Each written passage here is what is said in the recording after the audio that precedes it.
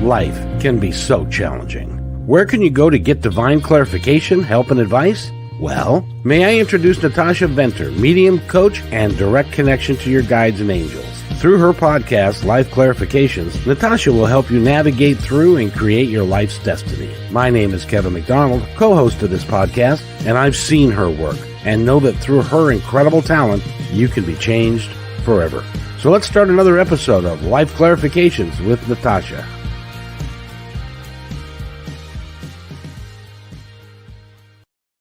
Welcome to the show, everybody. My name is Kevin McDonald. Over there, that one up there, the one that's waving, that's Natasha Venter.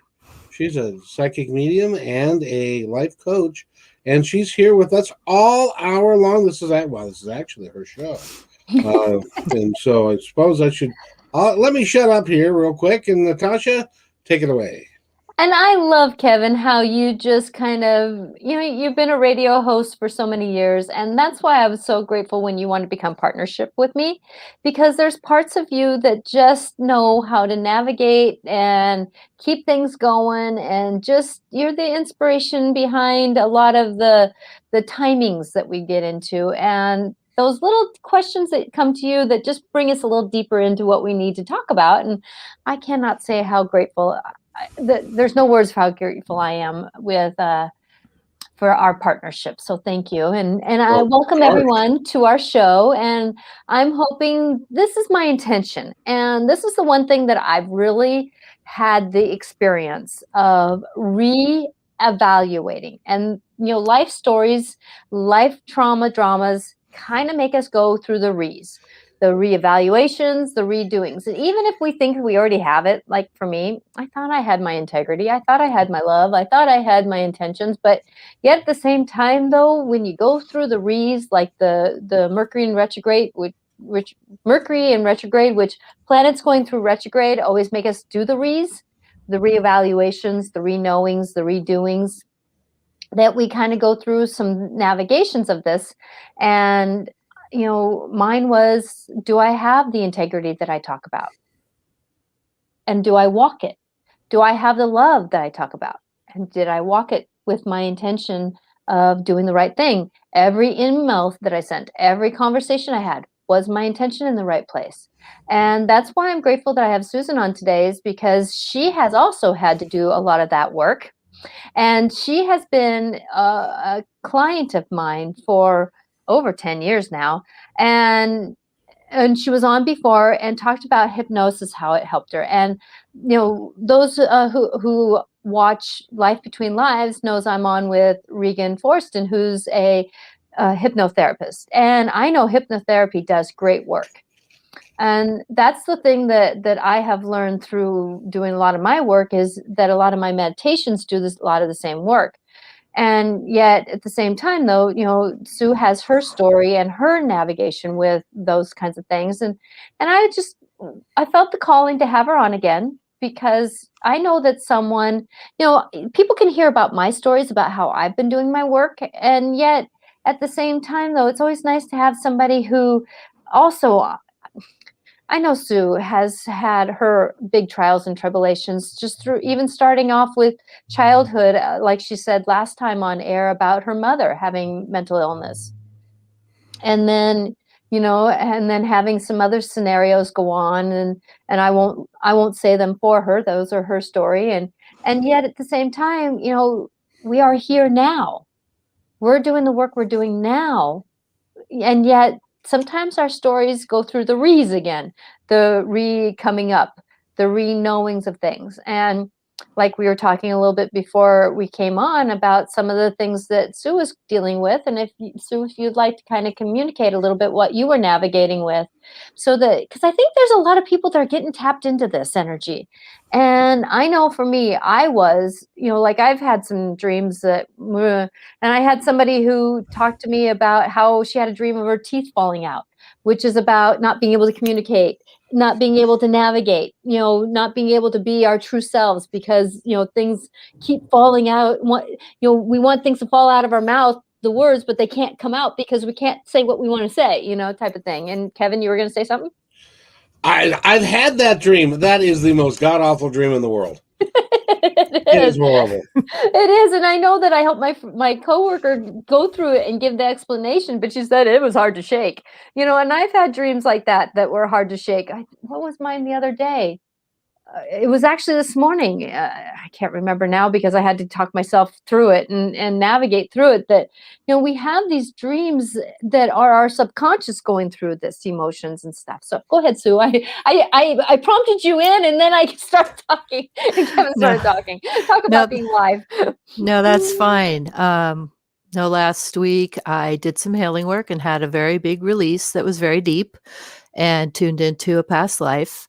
And with that release, I didn't realize how deep and intense it was, because about maybe 3-4 days after that, my body starts going through the shifts and changes. And the way my body is now, with Kundalini energy in it, very active, when I have these changes, they're pretty intense. So I may not sleep very well at night, or I may sleep a full night, but when I wake up, I feel like I've only slept for about an hour. And usually later in the day, if I can manage it, I try to catch a nap, and it might be a half an hour, 45 minutes. For some reason, this time it was almost 2.5 hours. Mm-hmm. And the body is needing a lot of sleep right now. So, and sometimes with all of that, the brain gets a little foggy and fuzzy until after a good nap. And then it's like, I feel like I'm back. And I've worked with you on this, sort of helping to clear out the fuzzy and the foggy and sort of just clarify my energy and my brain and everything. And that's been wonderful, doing some guided meditations with you on that.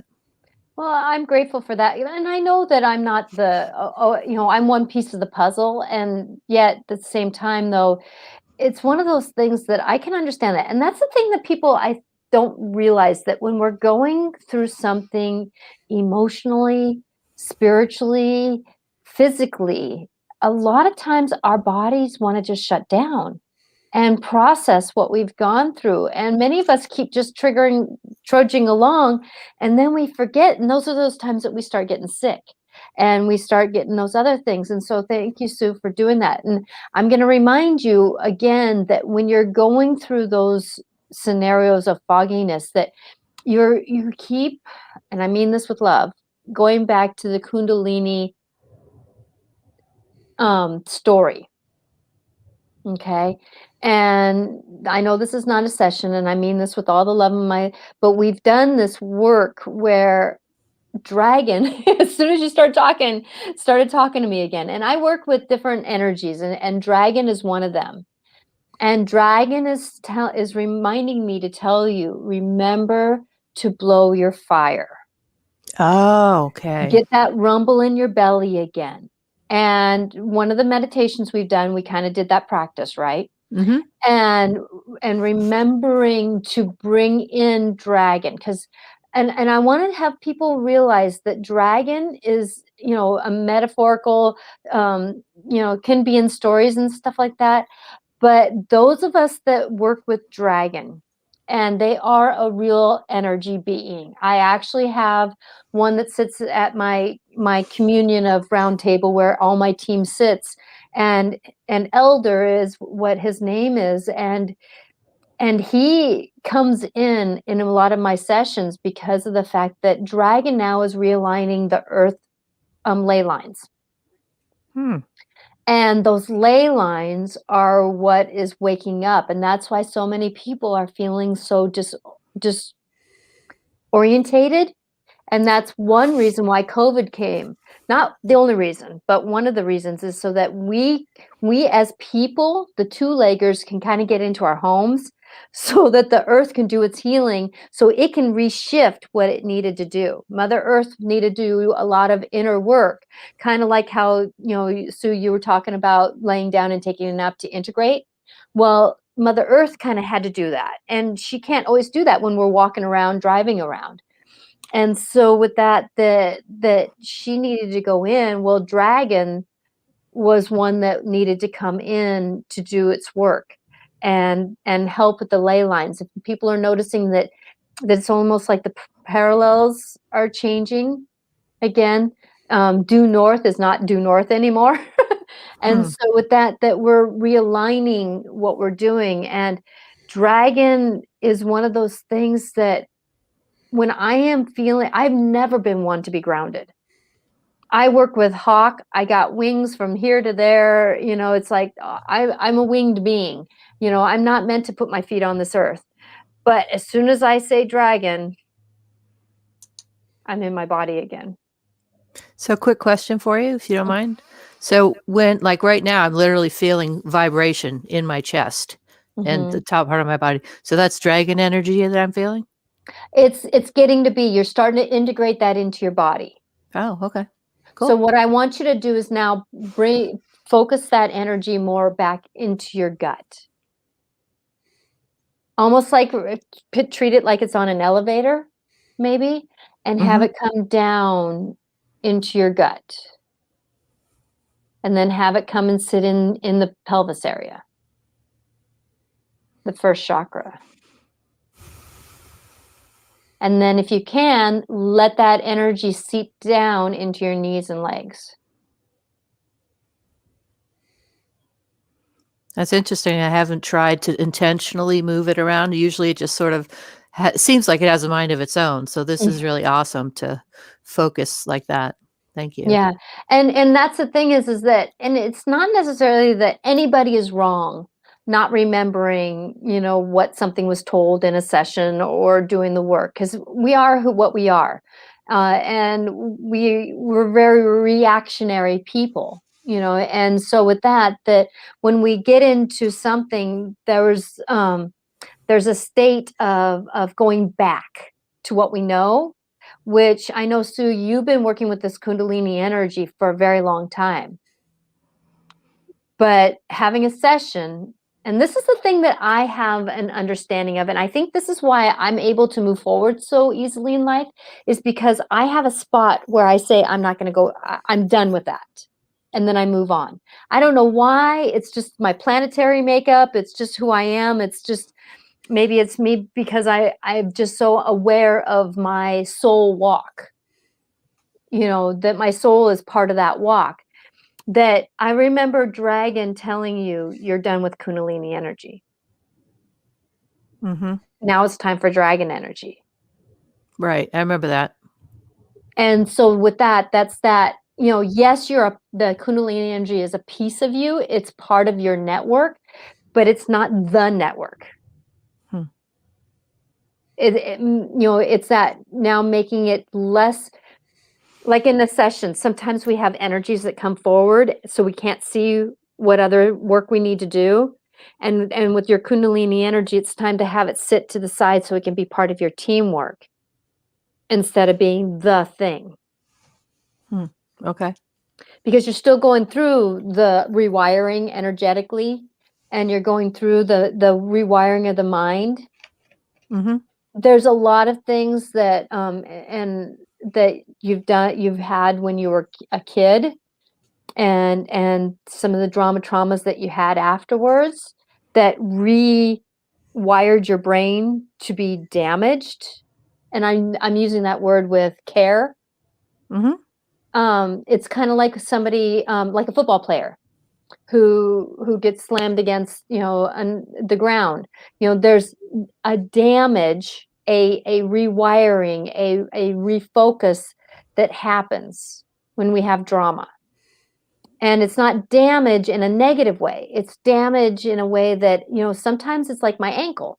You know, when I fell off the stool, it could have been damaged. Yes, it had a damage, but it was almost like a rewiring, a rebuilding process. It had to go through the destruction process to get to the restructuring process. And so now you're going through the restructuring process. Yep. And that's that rewiring of the old fears, the old story, and rewiring it to the new story. Yes. And so with that it is about taking what we label things. Like for me, when I'm working with students, I try not to label them with, a scenario of like ADHD or dyslexia or whatever it is, it's like, oh, your brain's having a moment. How can we work through that moment? And so it's just taking the labels off so that we can navigate it back into our whole part of us so that we can move forward into what the whole thing is. You went through a major thing, and now your body is more sensitive because it's in the healing process. Yes. If I can give some language to you. Thank you. Yeah, no, you nailed it. Yep. And that's where sometimes we need to put the reason for things to happen to just what is happening.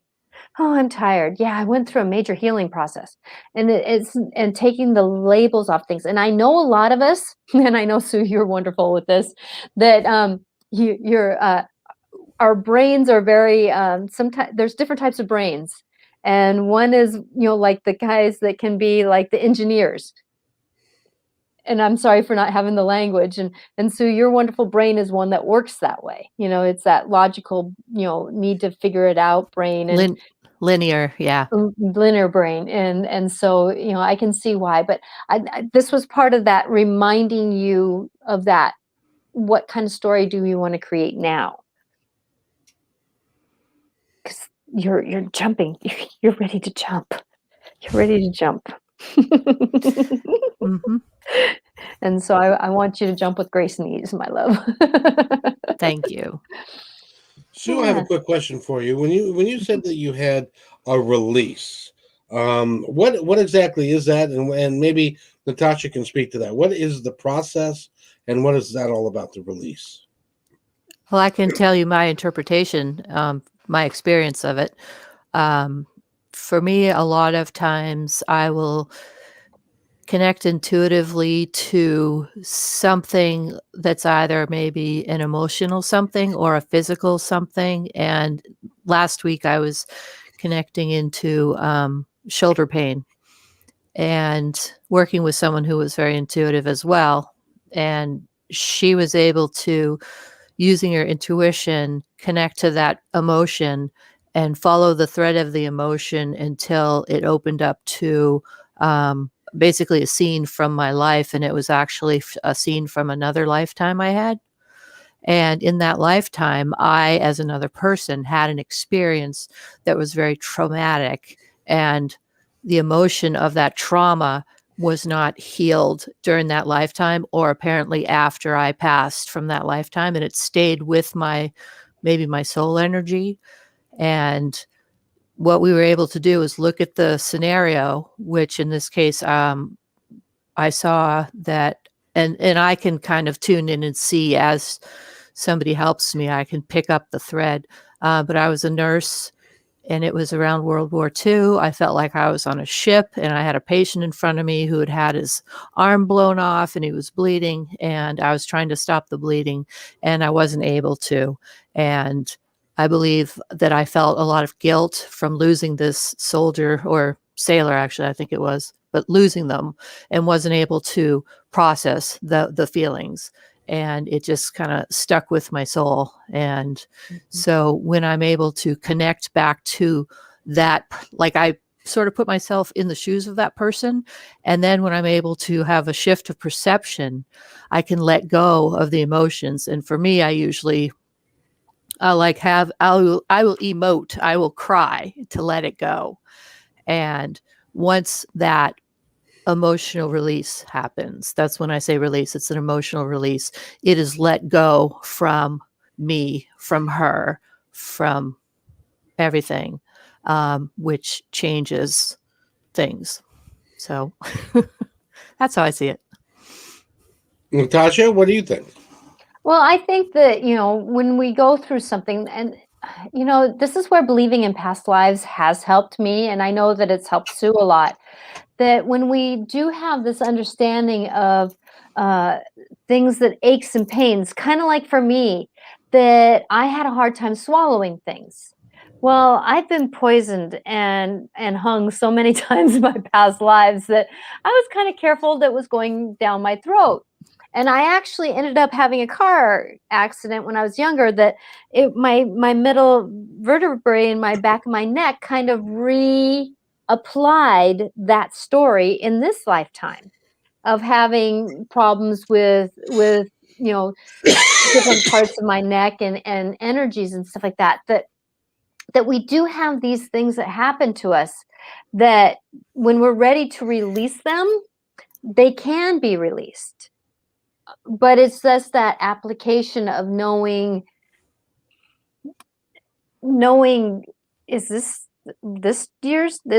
lifetime story, or is this a past lifetime story? And we can release those.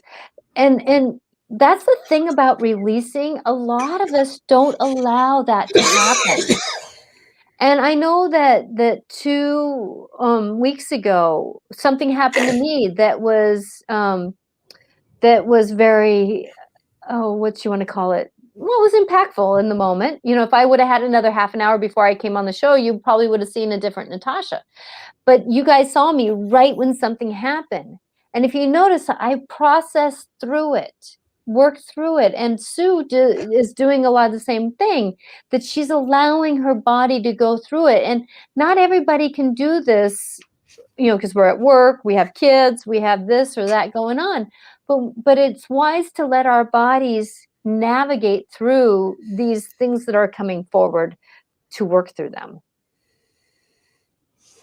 I see. So basically, it's you're looking at. I've got light coming in, and that's why my face looks like. Well, I suddenly I look like I'm psychedelic. Yeah, I'm in the process of vaporizing. Yeah, there you go. I'm doing. So let me move that back in. I got this one little square. I thought that one little square wouldn't bother me, but I guess I was wrong. But I guess the question then would be, when you go through this process that you go through to clear up the energy, then and you have this release. Is it a release of energy that we're talking about? Is it a release of emotion? What is it? What is it exactly?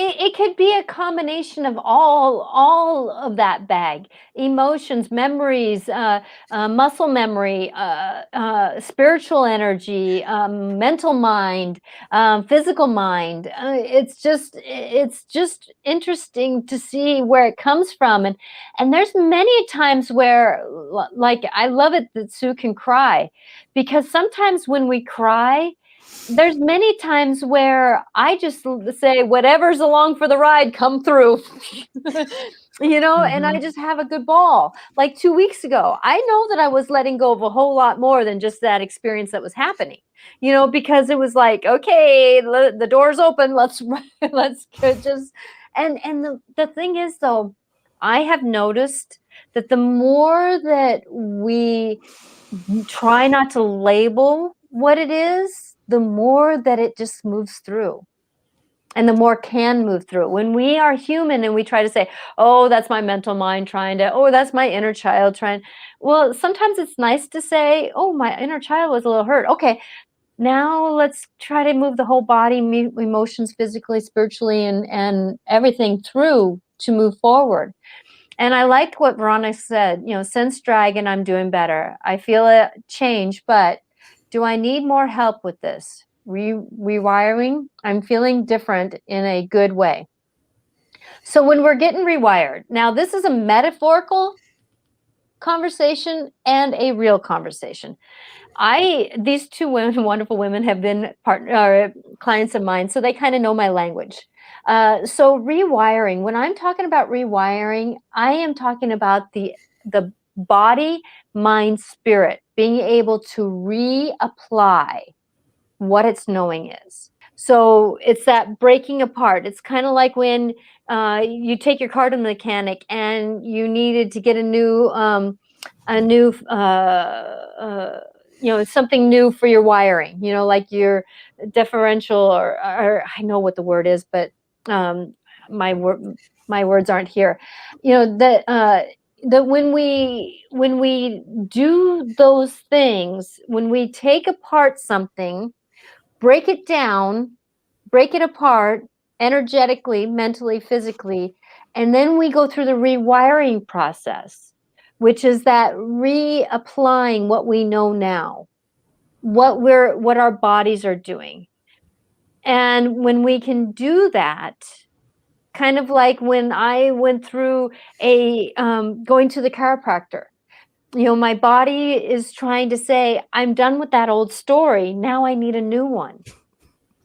And as we go through that, letting the chiropractor kind of get the physical body aligned again, then the muscle tissue, the memory muscle tissue can realign to what it needs to be. So our greater self, a lot of us have gone from the 3D world of, getting up, going to work, doing this, getting dinner, going to bed, 3D world to, ooh, there's a little bit more out there than I know. Ooh, spider is not just spider anymore. It's a living being.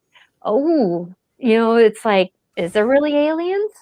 It's like all these different things that are happening to them, and they're getting spirits on their video cameras. That there's these things that are happening. Well, when we get a new awareness, our brains have to reapply some of those neurons and whatever you want to call ons, to move through to get to where that understanding can be put somewhere in our logic. And when we're doing that, sometimes we do need to sleep. Sometimes we need to be gentle with ourselves. Sometimes we need to understand that our brain is going to be foggy. Sometimes our thinking isn't necessarily A, B, C, D anymore. It's E, C, D, F. It's like, it's not in order. And that's okay. We have to be gentle with ourselves. So with that, just know that, Veronica, as you're going through this, be patient with yourself, because the new normal isn't going to be a straight line. And we have to be willing to navigate through what is in front of us so that we can get to the greater good. Oh, there I go again. I know, I'm kind of in the same boat too. So is there a pathway that you're going through this piece? Is there a pathway to get back on track, to get back to where you choose to be and moving forward? Or can it turn into an everlasting circle? I have an understanding it's a new normal. So that new normal is going to have a total different look, or it can have pieces of the old look. I know that, Sue, you can really talk about this because you're not the same person. And I'm not even the same person that I was once before. Mm-hmm. This new understanding of myself, when my mom passed, I went through a rewiring process. I wouldn't call it the Kundalini energy, but it was where it's like my whole life flipped upside down, and I was in it upside down for a while too, until I got upright. But my new upright, I was a total different person with pieces of my old self. So Sue, you want to talk about this a little bit? Well, in answer to your question, Kevin, for me, it feels like cycles, and it's evolving. I'm trying to think of a picture that I've seen that represented it pretty well. And I've seen like this upward spiral where it's opening up, and it's kind of like you may go through similar things and revisit things, but you're constantly being changed. And I know for me, like the way my vision in the world is just opening. And there are some times when literally I'll wake up one morning and I will see the world differently, just markedly going, oh, wow. Like my vision is broader. It's deeper. Understanding of things is just opened up. And that is a real trip. That's very cool. And that's when I reach that sort of point of clarity, for me, that's when a lot of big rewiring has kind of calmed down, or it's done its thing, and it's like, oh, okay, it's settled out. So that's pretty cool. So at what point do you consider that it, let me put it another way, is there any point that you consider that it's kind of done, and you're now rewired and you're all set, and now you're going to move forward. Is that does that ever happen, or is it just a continual process? I don't know. I would say, I think it varies in levels of intensity. And Natasha, I'd love to have you weigh in on this. For my process, I'm still in a pretty intense part of the process, but it is easing up and feels like it's getting a little easier. And I would love to have days where I finally feel like things are kind of leveled off. They're not needing to change so much.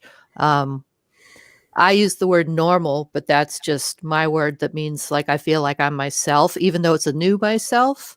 When I get to that point of, I see it as like having a clarity of thought in mind, and my brain just left me. So take it away, Natasha. Well, I know, Sue, that a lot of your life was dealing with a lot of mental drama, especially through your childhood, teenage years. That those when our brain is really growing and structuring. Okay. And that's just a medical non-term, but our brains are growing so much when we're young to our teenagehood, and then our brains kind of start saying, okay, I can kind of grow new brain cells, but I'm done growing and changing. It's kind of getting into that fourth gear if you're a driving stick. But yet, and so for you're probably going through more of a mental mind shift of rewiring than maybe I did, where I didn't have so much I had, I was bullied. I had my own thing, but I didn't have a really sick parents, and I didn't have a lot of the trauma that you did. And so with that I had more of an emotional walk to navigate through, because of being bullied and no friends and only child, and then getting married very young, and then having drug problems, and then married with an alcoholic. It's like I had a lot of that structure that I had to redo. But I would say, to answer Kevin's scenario, it's almost like when we get a new phone. Okay. And when we get the real big awakening, the big spiritual awakening, it's like getting an upgrade from, like, you had the flip phone and you went to an iPhone, maybe 20. It's like it's beyond what you know. Mm-hmm. And you just got to be patient with the learning process. Okay. And then you finally get it down. And oh, by the way, we want to upgrade and do an update.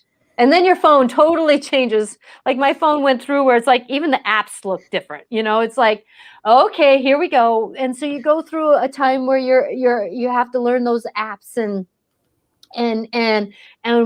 oh, that's how you turn up the volume now instead of doing it the way you used to, and you do that. But then the updates kind of get a little bit easier, and they're just little, like maybe security updates, or they're just a little bit of a fine tuning, or you may have to update maybe the Facebook app, but yet it's not necessarily all your apps need to, it's that kind of thing. So the updating of the phones is kind of the same way that I would call an update of our spirituality, our finding out about ourselves, that calling in our inner self, that because that's what spiritual awakening. It's not about helping the world. It's about the self. That spiritual awakening, it's not about how are we connected with a higher power. It's about how are we connected with ourselves, because ourselves are the spark of light. And when our spark of light is cleaner and more brighter, then we're helping those around us. And with that whenever we get that more awareness of ourselves, i.e. like my husband becoming sober after drinking all those years, he has to go from a flip phone to an iPhone 20, and it's a process where we have to be gentle with ourselves and the ones around us. If they have any grace, and this is the time for them to have grace for us. because we're not going to be ourselves. We're not going to be able to think clearly. We're not be able to manage what we're doing. And different people are going to have this experience, because sometimes, somebody may have like a grief moment. And this is where grief, oh, the wonderful thing that comes out of grief is that we find out more about ourselves. That it's it's a car wash. You get scrubbed and polished and tucked and turned and scrubbed and processed and beaten and blow dried and everything like that. But when you get through with it, there's a little bit of oh, I know a little bit more about my emotions now. Oh, I know a little bit more what I have that I'm willing to put up with now.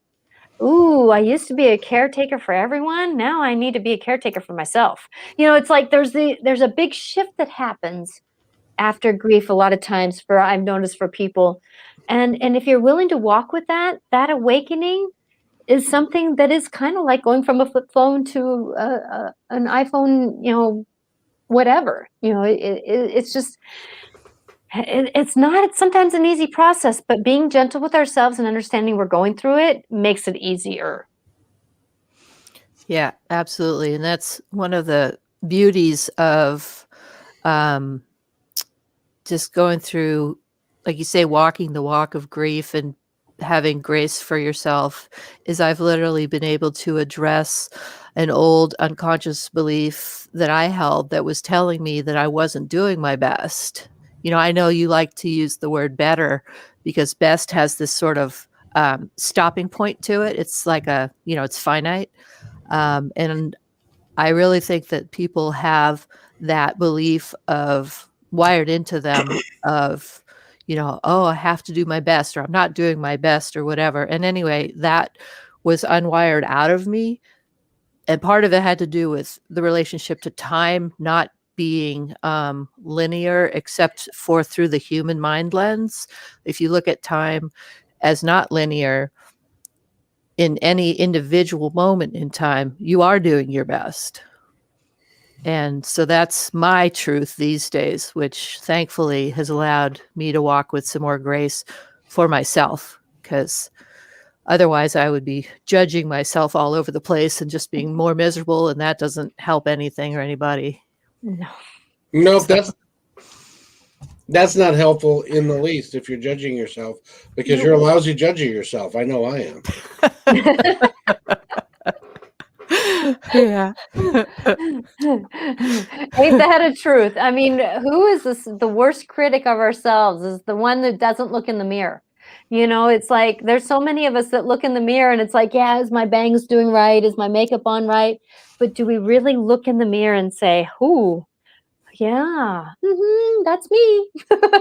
And we are very self-judging, and with a really big 2x4, and it hurts because it's got nails on it sometimes. So it's like we need to be a little more calmer and gentler with ourselves, because we're just going through the process of figuring life out, and sometimes we weren't taught very well. And we need, and it's just that learning process of knowing, oh, I wasn't taught very well, but now life is trying to teach me a little different. And like for me, especially the last 2 weeks, and I've done this my whole life basically, but yet, I can only speak of the last couple weeks, that, it's like every time something happened outside of me, I tried to look inside of me too. What do I need to do different? Where do I need to go? It's kind of like when my husband got sober, I had to get sober in a way, because I was used to living with a drunk. I had to learn how to live with somebody sober, which meant that, when he was passed out at 7 o'clock and I had free run of the house, TV, whatever I wanted to do, I didn't have that time anymore. So I had to learn to deal with someone during my time when I used to have quiet. Well, not quiet, but just a different flow. And so with that I had to do some healing work. So whatever happens in our lives, there's always a healing process to do. And the more we can look at ourselves and go, yep, I'm going through it. Okay, here I go. I'm going to try to do the better that I can. And that's why I love the saying, I'm perfectly imperfect, going through life. And the better that I can do, that's called learning. Because at this minute in time, I know this. tomorrow I'll have no other knowledge that I can do, and I'll be able to navigate it a little bit better. Yep, I can see how judgment stops us in our tracks. I mean, it just completely puts the brakes on and doesn't allow like forward movement, doesn't allow progress, doesn't allow evolution. It just stops you. Mm-hmm. So, yeah, being able to let go of that is really amazing. Congratulations. Thank you. That is really good, because I'm sitting here trying to think about judging and stuff and where that comes from, and Natasha, you're gonna have to help me here, because I don't, other than a fantasy that we make up, I don't know where it comes from. Where does it come from? The brain. Judgment came from way back when we were before time, in caveman time. We judged the other tribe for not being us. We have had judgment in our human DNA since we became the human. I don't know why we choose to judge. That is a part of the evolution that we are growing, I'm hoping, out of as we become more enlightened beings. But it's going to be, not everybody's going to choose to do it. And it's sad for me. As soon as I look at somebody, I go, yep, I had a past life doing that. How can I judge that? It's like, how, but I understand also too that judgment is part of the healing process. When we go through a healing process of grief, of like our country is going through the healing, our world basically is going through the healing process of what past ailments we did to one another. And judgment is part of anger, is part of that healing process. And so we have to kind of, I don't want to say honor or respect, but kind of give that moment of this time that we go through of judgment a little bit of grace to say, yep, this happened. Okay, I'm sorry for what's happened. And now let's we move on a little bit more so that we can get less judgment about where things have been. And, we've all had a story that we could have done better. In our generations in the past, this is where I'm going to try to give grace a little bit, is that at that time, that's all they knew. And they couldn't do really better because they didn't have the understanding what better was sometimes. Because if someone grew up in a situation and they ended up having the same mindsets, because society was so, pigeon-toed, you did what your parents did. There wasn't a lot of grace that we have now. If your father was a farmer, you were a farmer. That's just the story, and now we have choices. And I think this is the first time in our whole lifetimes that we've had this much choice, that we can have somebody who's homeless and then be a millionaire.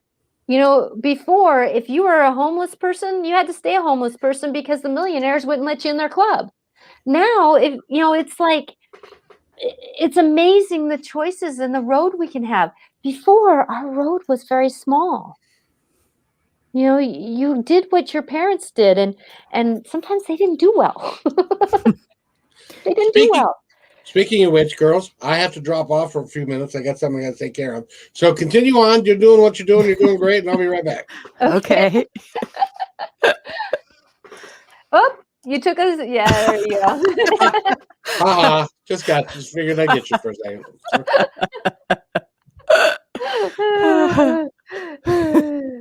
Thank you, Kevin. It's just one of those things that and Sue, I know that you have your perspective on this, and that's the wonderful gift of being human. We all have different perspectives. Oh, yeah. And boy, has mine changed in the last several years. I'm like, if I talked to somebody that I grew up with right now, they would be so surprised and would not recognize me in so many ways. A lot of different perspective and a lot of change. And beautifully a lot of new understanding and compassion, which is really fabulous. Oh, And I I'm just, glad, because that's what we oh need to yeah, have for ourselves. yeah, and I say the whole like you're talking about just working with ourselves. Um, I watched a video one time that was just really eye-opening. It wasn't news to me, but the way it was put across was news, talking about how we perceive the world the way we perceive it. And sometimes we think that everybody else sees it the same way we do. And we think that they have the same values and judgments and beliefs and thoughts. And then when they don't react the way we would, we get really confused, or we might get upset or whatever. And as my perceptions of everything have been changing so dramatically, especially in the last 4 years, I having conversations with like my family members can be a little weird, because stuff where I would previously would be like, oh yeah, and get in this like righteous anger mode or whatever it is. Now there's like no reaction, because I can kind of see things from this point of view. I can see things from this point of view. I can see things from my point of view, and I can see things from other points of view pretty much all at the same time. It's just kind of boom, boom, boom, boom, boom, and go, oh yeah, okay. And they're like, why are you not getting upset about this? Ah!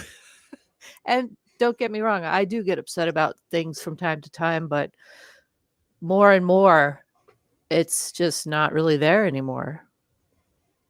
So that's cool. Yeah. The things that I tend to get more upset about are things that it's not necessarily the ABC rules of the 3D world. It's more about the things that do wrong against humanity Mm-hmm. or the world, or um like somebody calling me or doing something against someone else, that someone that's out of integrity trying to call somebody with integrity wrong. you know those Mm-hmm. those types of things are the things that I struggle with, but yet I know that there's a lot of things going on in this world that I do care deeply about, but if I put my foot into it, I would be so drained that I couldn't do what I'm called to do, which is do the individual work that I'm doing. Right. Like if I cared about people, about the homeless and the mistreated world, Syria just, it just that. But if I go there, then the teacher that's in my classroom or in the school that I'm working in, if I'm more worried about Syria, then the teacher that's really having a hard time, who's touching students that day, I can help that person, which is going to help those students. Mm-hmm. And so with that I have to kind of, put a little bit of a boundary on certain places and certain things, because you can't care about everything. Well, yeah, I was going to say you can't act on everything. I mean, for me, what I'll do is I'll send up a prayer to something that I can't physically do anything about. I'll like extend some energy toward it.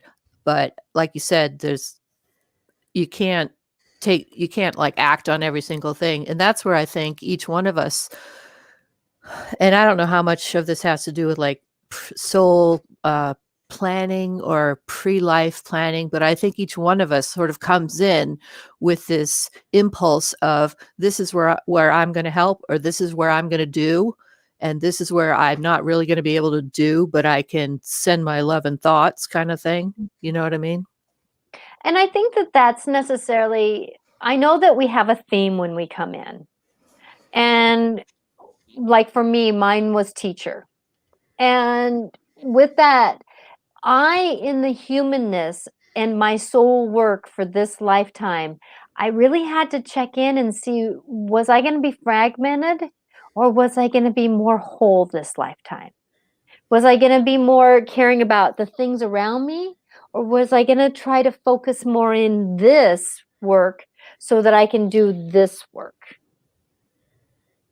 And when we have that process, then we can kind of look back and see the dot to dots. Oh, that kind of drew me in a little bit closer. This drew me. Every time I start getting drawn away from what I'm truly supposed to do, that's when I start getting into trouble. That's when I start losing my brain concepts. That's when I start not following through as well. But when I focus back in on my truer story, that's when I can kind of get more streamlined into caring about those things that I'm supposed to care about, or do the work I'm supposed to do. Then I have more patience to do my newsletters, or those kinds of things, because I have more of that individual time for mentally, instead of being distracted with all these other things that it's outside of me. The only work I can do really is inside of me to help with that work doing what's around me. Mm-hmm. And that's one thing that I noticed with you, Sue, that you're getting more, you've been having to navigate with your home life so much. And now your home life is going to be starting to shift. And now you're going to notice that boundary, where's that boundary going to go now? Because you're not going to have the boundary with what's going on just at your home. You're going to have more of a boundary with what's going on outside of you. And how can you negotiate that? It's just the evolution of life, Mm-hmm. Yeah, and it's funny because just because of the state I'm in right now, when I start thinking too far in the future, I start going, oh, and then I have to remind myself, okay, I'm still in process. It'll be fine. And then just go, okay, just think of today. Just handle today. Mm-hmm. That's all you got. Yes. Today. Sorry to butt in. No. Actually, you said exactly what I was going to say. Yeah. Like I say, that's the number one mantra. It's like when the mind and everything starts going, oh, I can't do this, whatever. Just go, okay, right here, right now, in this single moment, everything is fine. I am fine. Everything is fine. And it just like repeat. Yep. And that's one thing I love about mantras. It's like grab onto that mantra to get you through the moment, and that everything is fine. Like I've gotten, my two mantras that I've gotten so quickly to say to myself is, I'm asking for healing on this, and what is this here to teach me? And those are my two that I go to just kind of get me focused back into this. Yeah. What is happening here in this moment? Yeah, and actually that's helped me in a couple of situations where I was with people who were very frantic about things they were like, oh my God, I got to do this now and I got to do that now, and I just sort of took a breath and I said, well, okay, you need to do this. Does it have to happen right at this moment, or could we do it, say, in a few hours? Oh, and they kind of snap out of it. It's like, oh, I can do that in a few hours. Mm-hmm. I know I did that with my husband one night. It's like he was trying to get the sink, the piping to or the drainage to our sink fixed. And I'm like, going, honey, we can do this tomorrow. No, we can't. Oh.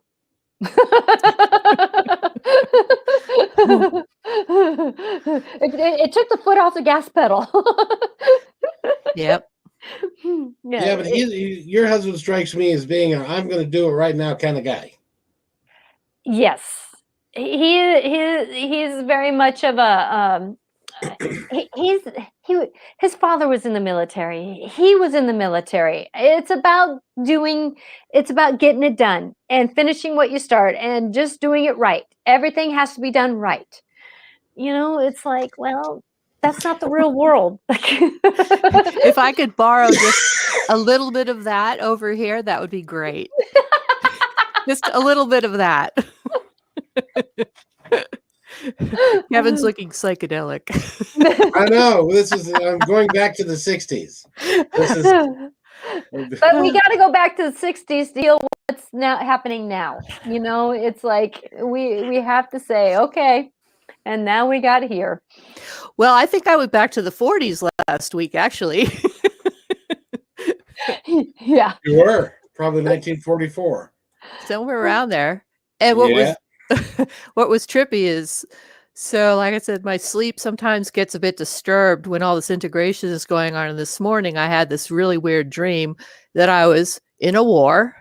I wasn't a nurse anymore in the Navy, but I was in a war, and I was in this kind of like tank-like vehicle that was shooting not the usual projectile out the turret, but they were what you call them? They were like a landmine, but they weren't a landmine, and they just looked sort of big, and they didn't look like a projectile. Anyway, they would like go out the turret, bounce off a wall, and then on the second bounce they would explode. But it was weird because when they first hit whatever they were being aimed at, they wouldn't explode. It was on the second impact they would explode.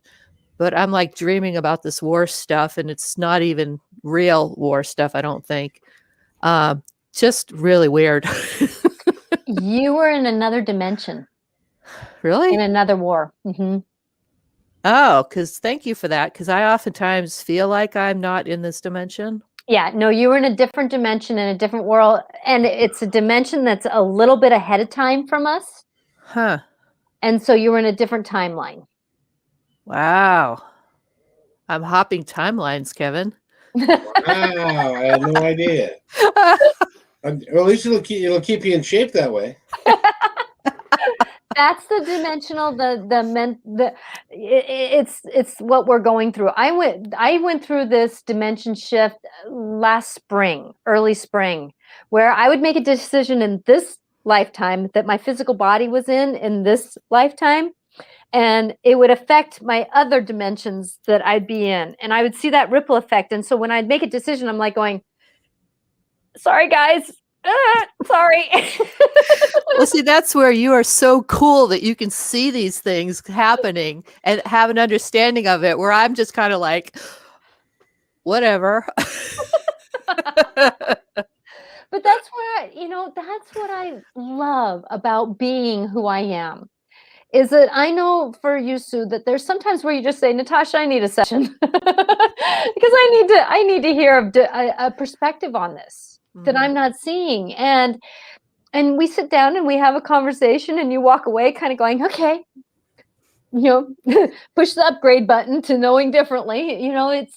It's been nice to be able to do that for people, because it's like, if somebody really talked with me, they would really, it's like, I have a road that is very odd for somebody who's living in a 3D world.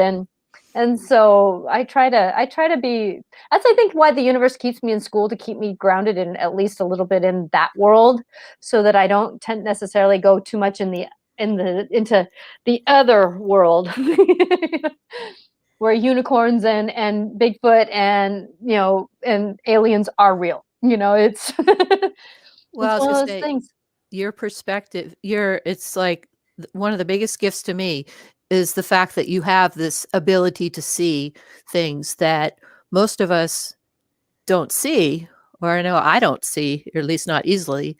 And so you're, sitting down with you and just saying, hey, can you help me out with this? Because like, I don't get it, or I'm struggling. And you can say, well, I see this and this and this and this and this and this. And like, oh yeah, you're going to be fine, or whatever. Just having the clarity and the just emotional support and all of that is such a gift. And I thank you for that so much. You're more than welcome, sweetie. I'm so grateful that I can be. I'm just so grateful I can be. So thank you. You're welcome. Well, I think it's time for cards. What do you think, Kevin? You must be psychic. I was just going to say that. I got you the other day with your food being delivered too, didn't I? You did. Yeah, you did. So it happens, but she got me that time, because I was going to say, hey, how about cards, baby? What happened the other day? We were just talking, and I said, well, I got it. And she said, I know you got food coming. And because of COVID, I don't go to the grocery store anymore. What I do is I magically pick a spot on the carpet, and that's where the groceries are going to end up. And then I open the door, turn around, and they show up. It's amazing. Of course, There's this Amazon guy standing there, and then dropping them. So no, I've been shopping through Amazon, so it works out really well for me. Good. Okay, so which cards? The fairy deck, the angel deck, or the wisdom of the Avalon? Wisdom of the Avalon. I don't know that deck. Oh, I've done it with you. Oh, okay. I think I own the other two decks. So, Yeah, this is Claudette Baron Reed. So, or are the animals talking to you? Can you say the names one more time, real quick? So it's either the fairy, the angel, the wisdom of the oracle, or the animal. Oh, lordy. Sorry, I'm going back and forth between angel and wisdom of the oracle. Okay, we'll do both. Yay! It's not. Sometimes it's not a and. It's not a or. It's an and. So is that how you get out of problems? Is like rather than make a decision, well, okay, we'll just do both. Sometimes both of them speak, and that's where sometimes I've done this in fairs too, where I have 2 or 3 decks that want to speak to the people, and I just pull off of all 3, and each one says so many cards, and so it's just something that I do. So now, how many cards are you going to pick? Angel wants 3, and Kevin wants 4. Who are you going to pick? Never mind. I'm just kidding. No, actually, the Oracle wanted 4. Oh, okay. I was just joking. So. No, actually, the Oracle wanted to be 4. I was just checking in when you were saying 4, so it was funny. I love synchronicity. Isn't that amazing? How when you need something, like there's a song that comes on the radio, or someone is saying something in where you're at, or you're having a conversation with someone, on the phone, and something just gets said what you need to hear, or somebody needs. You walk by someone and they're having a conversation that was actually your situation, and you're going, oh, I like that perspective. And it's just amazing how the universe right now is just laying everything on to have this synchronicity, and I'm just feeling blessed. I'm really feeling blessed. Even through the negative things that are happening, I'm feeling blessed, because there's always something that is helping something get better, Mm-hmm. And I'm hoping you felt that as you were walking through the last couple of days too. So I know I'm hoping that things were doing better. I was having a conversation with my son the other day, and he said that things were going pretty. There's people his managers were having a hard time, which meant that he was having a hard time. And it just seems like people are having a hard time communicating lately. And I'm just asking that maybe we can just have grace for who we're around when we're communicating, because everybody's having a moment. Mm-hmm. That's why you came out. Ha ha ha.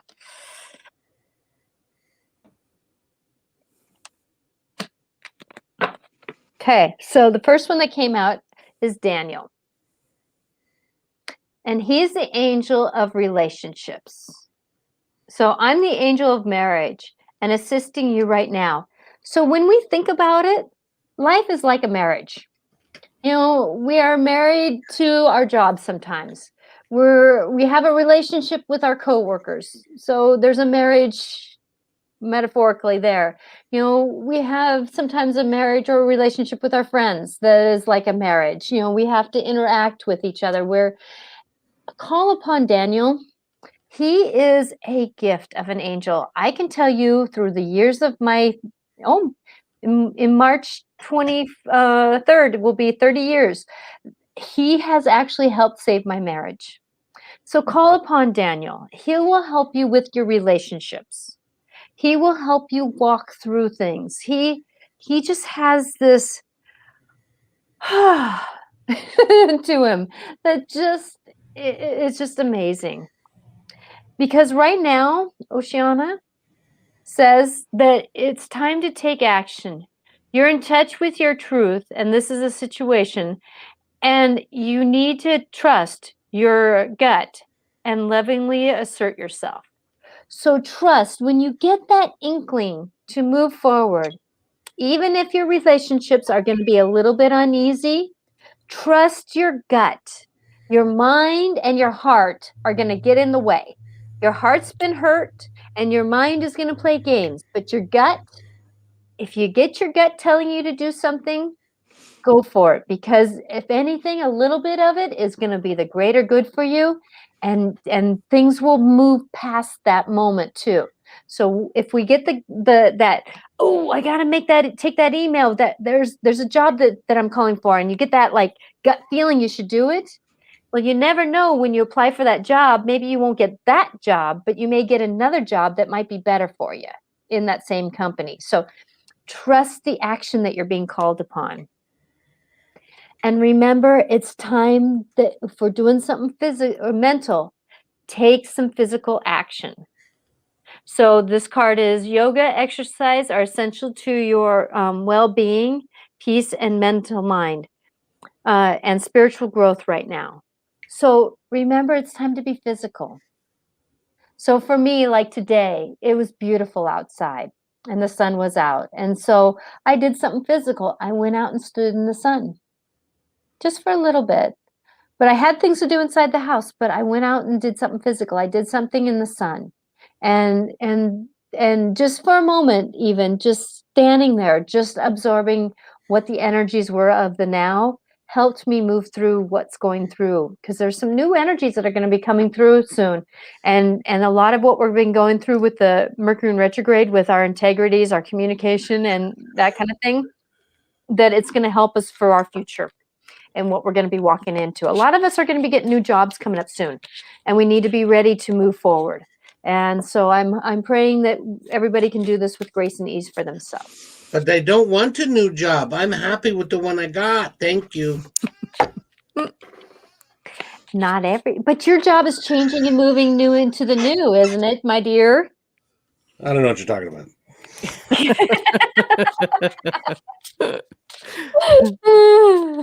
Every darn day. It's while you're shuffling the cards, I'll just tell you real quick that I got a request from the manager of a singer-songwriter from Sweden. She's really talented. So she's going to be coming on the show on the 10th. Just thought I'd share. Wow. At 7 a.m. because it's 5 p.m. their time. Guess who's got to get up at 6 o'clock in the morning? Oh, well. Cool. Just change one of those 3 other times that you wake up to that time. Now, there's a good idea. I sleep so soundly, you know. Yet I know different.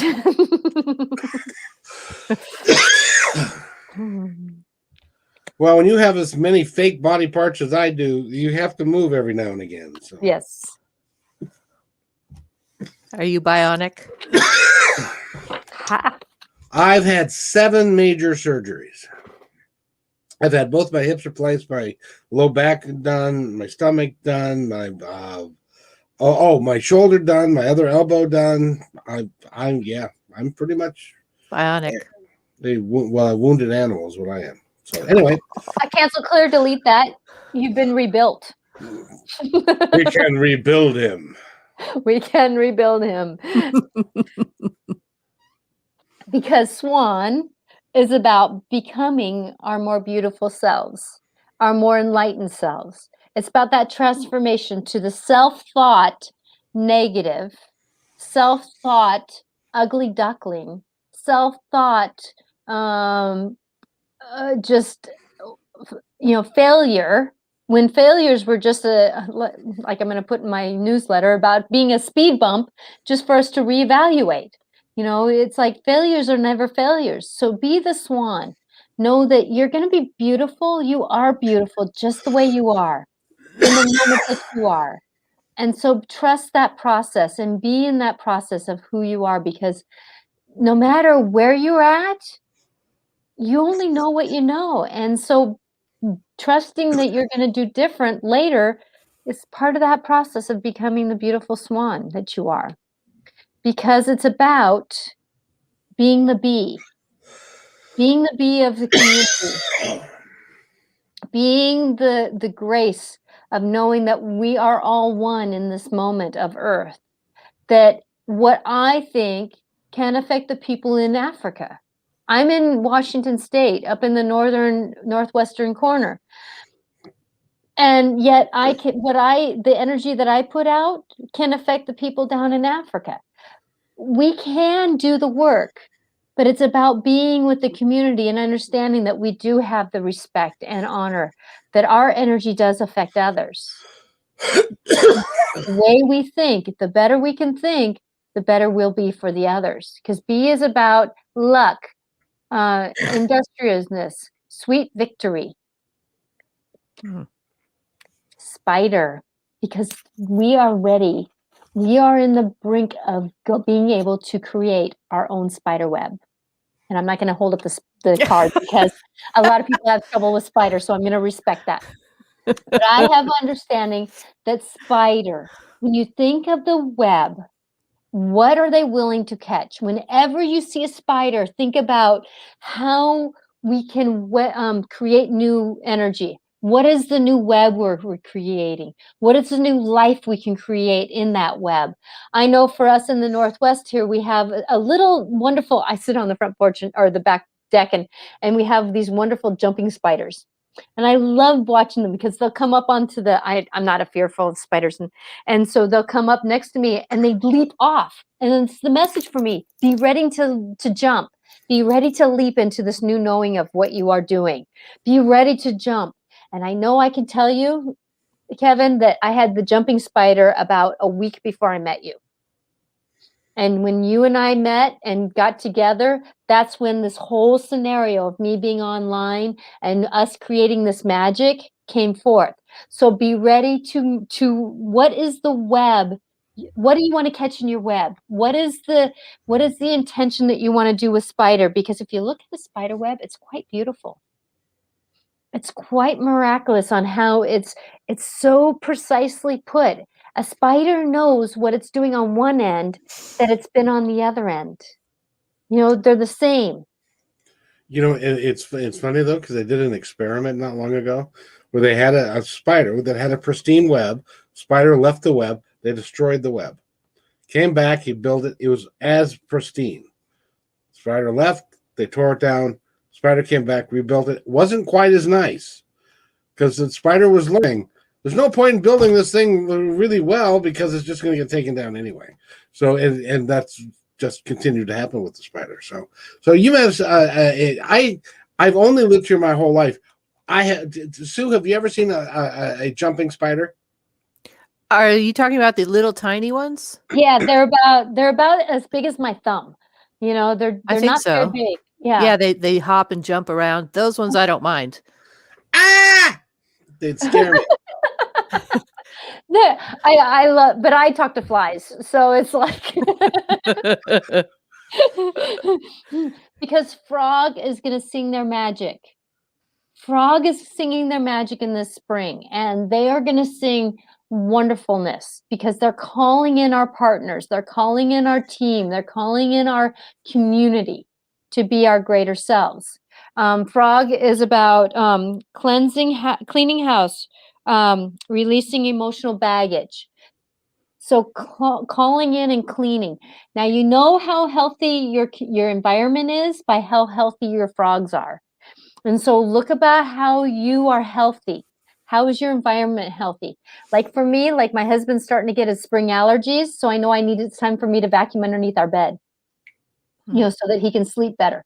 So what is our environment like so that we can call in our community, our healthier selves? So with that, we know, going back over, that Daniel's here to help us with our relationship, that it's time to take action, but remember to be physical because we're beautiful.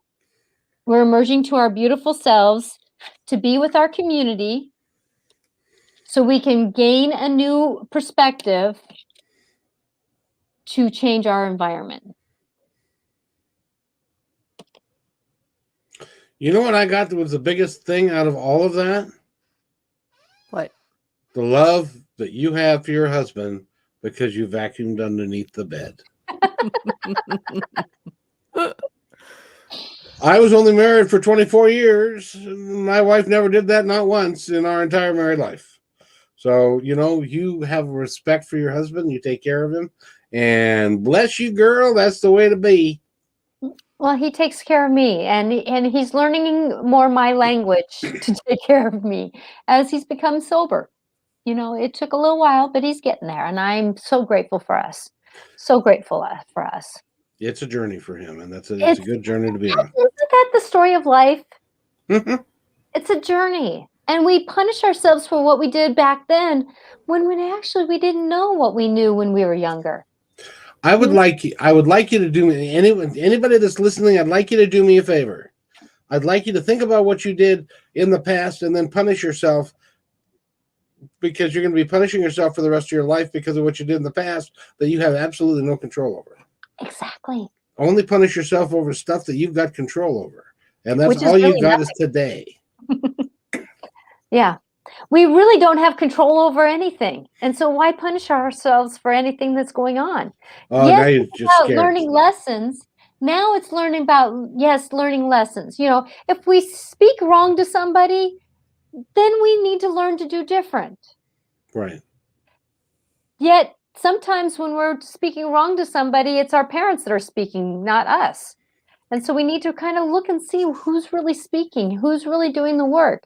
And that's where we need to do better. But sometimes learning those lessons makes it not as wrong, because now we're going to do better. I'm hoping. I pray. I'm asking for healing on this. Well, and all I got to tell you is that when my mom is speaking through me, it's that high voice that I can't stand.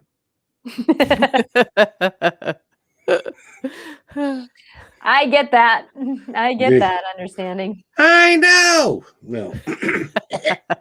So, Sue, thank you very much for being here with us, and I'm grateful that that we've been able to do the healing work together that we have, and that you've come to this enlightened self that you are. You've really done a lot of work, sweetie. You should pat yourself on the back and give yourself a hug, because you've come quite far.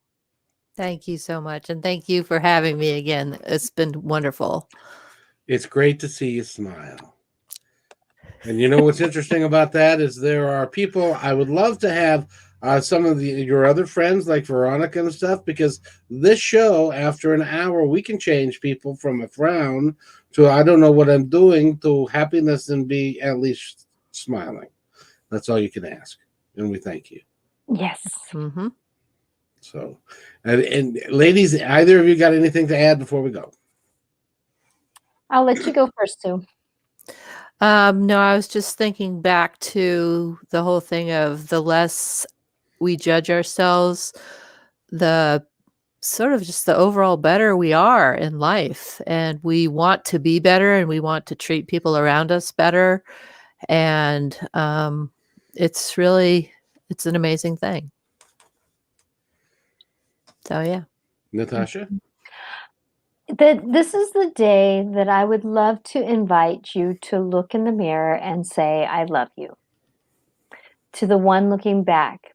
Because a lot of times we don't hear that from the loved ones around us, nor do we hear that from life. And I know life has really been beating up a lot of people lately, or the people of this world have been beating up other people, and emotionally, physically, spiritually, and verbally. And I just want you to know that you're doing the best job you can do, and just be who you are, because your individuality will help someone be who they are to be.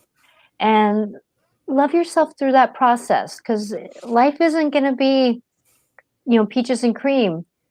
Luckily, we can make ourselves peaches and cream and have a little bit of joy, but yet it's not always going to be peaches and cream unless we choose to make it ourselves and do the work ourselves. So just know that you're going to be perfectly imperfect through life. You're going to have these moments where life is going to say, really? You think that? And just kind of say, what is this here to teach me? Because I can tell you that the more that we can go into, I can see that perspective a little bit. I may not agree with it, that sometimes we can kind of go, okay, I can understand life a little bit better, which does help us move through life a little differently. And I like peaches and cream. You like peaches?